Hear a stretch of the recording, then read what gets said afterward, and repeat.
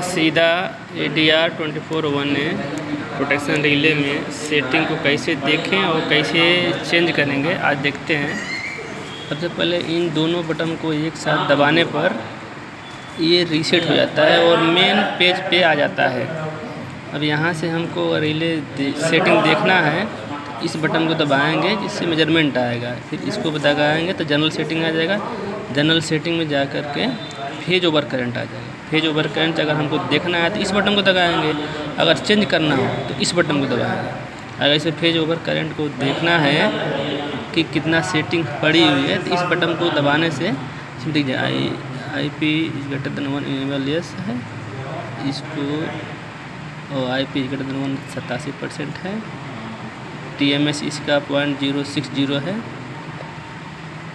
Curve ये सब चीज़ें हैं, सारी सेटिंग इसमें दिख जाएगा। अगर हमको सेटिंग को चेंज करना है, बढ़ाना या घटाना है, तो इसको पहले मेन पेज पे आ जाएंगे या यहाँ से बैक कर लेंगे। जैसे बैक करने के बाद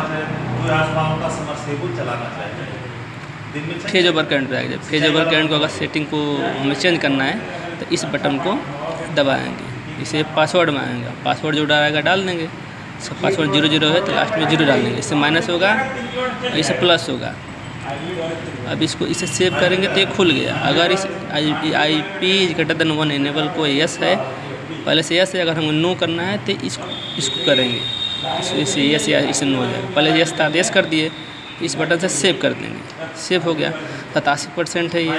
अगर इसको हमें घटाना बढ़ाना है तो इसे 88 हो जाएगा। 87 था, पहले 87 कर दिए हम। TMS को घटाना बढ़ाना है तो इसे घटा सकते हैं, बढ़ा सकते हैं। 60 था, 65 कर दिए, फिर 60 कर दिए, सेव कर दिए।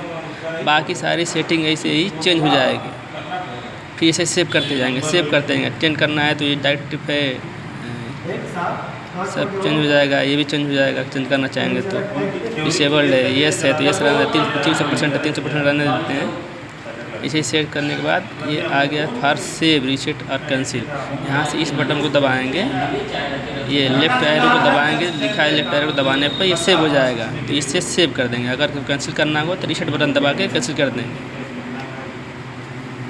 फेज ओवर करंट सेटिंग यहाँ से चेंज हो गई।